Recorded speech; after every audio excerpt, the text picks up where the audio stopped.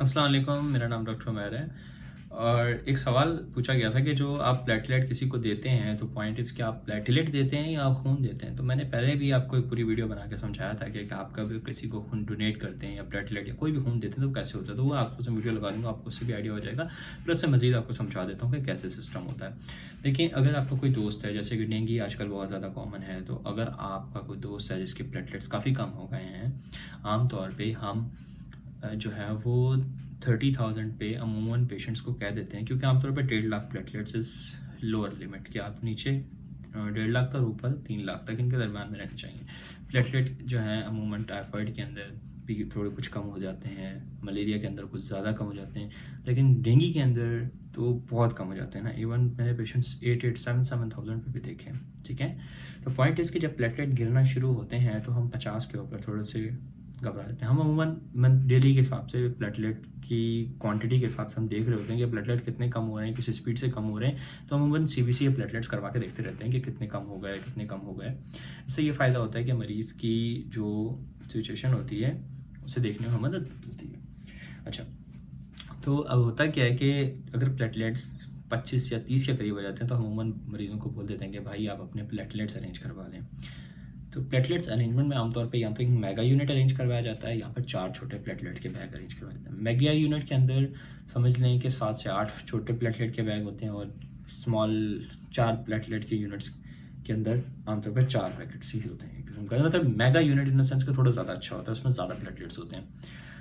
अच्छा, अमूमन mega units के लिए जो होता है ना, मोस्ट ऑफ द जो ब्लड बैंक्स होते हैं वो 4 डोनर्स मांगते हैं कि 4 लोग आकर अपना खून का अतिया करें तो हम आपको मेगा यूनिट देंगे।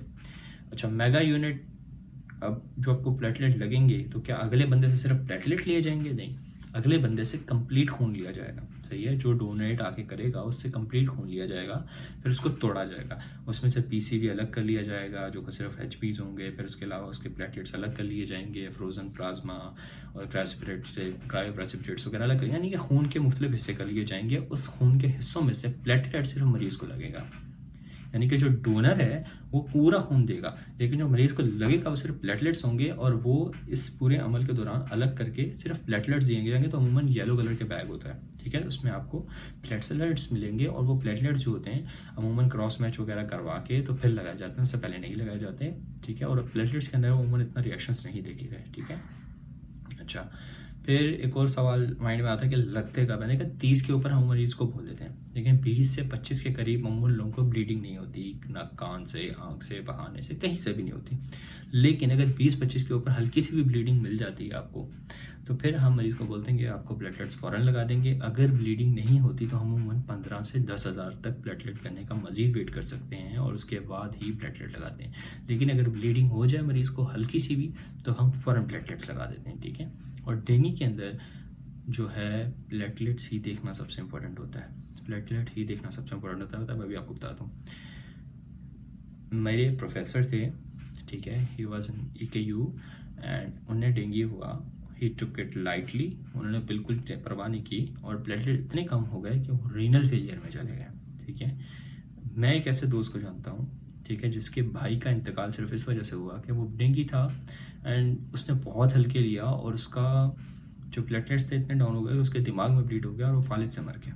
तो पॉइंट इज़ कि डेंगू में सिर्फ एक ही चीज़ देखनी होती है, वो प्लेटलेट है। अगर प्लेटलेट ही गिर गए तो फिर आपका जिस्म अंदर से खून निकलना शुरू हो जाएगा, आँखों से, आंतरियों से, जिगर से, दिमाग से, कहीं से भी, और वो बहुत डेंजरस हो जाता है। ठीक है, तो पॉइंट इज़ कि आपको प्लेटलेट देखते रहना होता है, और कभी भी कंफ्यूजन नहीं कीजिएगा। अगर डॉक्टर ने आपको बोला है सीबीसी करवा सॉरी अगर आपने डॉक्टर ने आपको बोला है कि सीबीसी करवाएं या फिर प्लेटलेट्स करवाएं तो प्लीज़ करवाइएगा, क्योंकि ये बहुत इंपॉर्टेंट होता है। छोटी सी चीज़ होती है, लेकिन ये आपको बहुत बड़े बड़े मसाइल से और आपकी जान से बचा सकती है। ठीक है, तो पॉइंट इज़ कभी भी लाइटली नहीं लीजिएगा इस चीज़ को। तो आई थिंक सो आपको थोड़ा सा जो सवाल था माइंड में वो क्लियर हो गया होगा। तो लेट्स ऑल दिस डॉक्टर मैर साइनिंग ऑफ। अल्लाह हाफिज़।